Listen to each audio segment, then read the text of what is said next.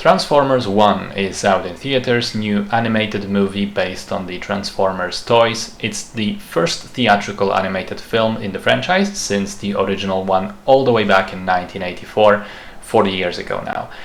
This is, I think, not part of the live-action movie continuity, although one, it is a prequel that explains the origins of Optimus Prime and Megatron, and two, I'm not a big enough fan of this franchise to really be able to keep up with whether it's a separate universe or the same continuity. For all intents and purposes, you can watch this fresh. It doesn't require any prior knowledge. The film was directed by Josh Cooley, who previously made Toy Story 4, and it features voices of Chris Hemsworth, Brian Tyree Henry, Scarlett Johansson, Keegan-Michael Key, Steve Buscemi, Lawrence Fishburne, and John Hamm. The story takes us all the way back to Cybertron, the home planet of the Transformers. To keep this short, because the story is kind of convoluted, but the robots live in underground cities in a cased system where the actual Transformers, with the ability to change their shape, are trying to find an artifact that would allow them to have basically unlimited resources and reclaim the planet's surface from the alien invaders who came some years ago. And the robots that do not have the component necessary for them to transform work as miners in dangerous underground conditions, trying to get enough energy to power the people and the cities. Our two main characters are called Orion Pax and D16, and they are just such miners, but since they are ambitious and eager to prove themselves, they get involved in a quest to the planet's surface, which in turn will reveal some shocking truths about the history of Cybertron and the nature of their current society. So, I have to say, this is a strange film. On the one hand, it seems geared towards adults because, first of all, it is brutal. I mean, it is robots, but in the context of the story, they are basically human characters, the equivalent of human characters. So seeing them kill, maim, behead, and in one instance, straight up rip each other in half with bare hands, it is kind of shocking. Even more so, I went online and saw lots of fans happily discussing how, because the violence is not inflicted on humans and there's no blood, they would be happy to show the movie to their young kids, which I find very strange. I don't know if it's kind of American culture where if there's no blood, then anything goes. But I wouldn't show this movie to a 5-year-old, I think.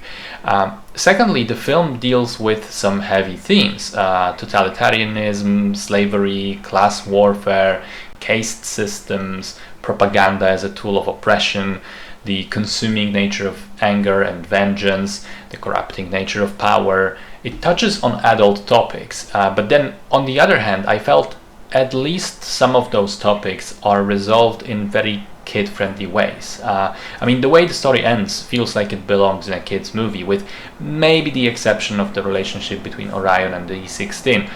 The way the villain falls and everything is magically fixed, the resources start flowing, everyone gets the ability to transform, that did not feel adult. It felt a bit easy. I also want to say that D16's sort of transformation into Megatron, and I'm not even speaking about the physical transformation, but rather his slide into becoming an anti-hero, a villain.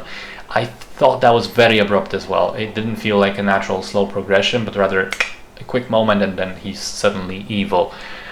Secondly, the jokes, especially from Bumblebee, feel definitely kid-oriented and for me were simply tiring at points.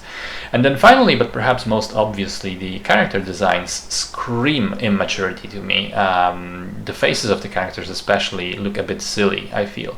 So overall, I felt the film tries to do a standing split between being an adult animated film and a kid's cartoon, and I'm not really sure it delivers on either. I will say though, I didn't dislike it. I think it works as a narrative. The story is engaging. It is a somewhat pleasant watch.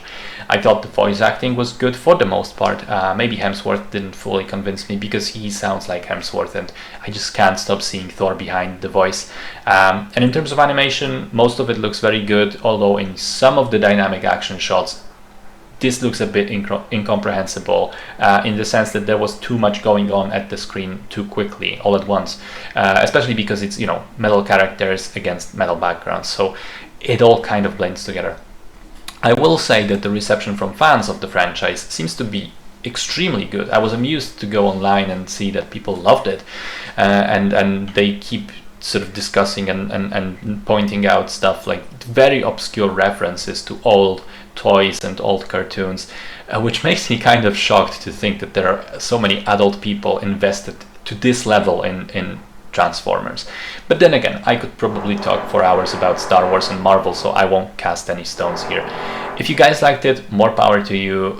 For my money, coming in as a relative outsider, I thought this was an okay movie with some problems regarding tone and visuals, but on the whole, more enjoyable than not.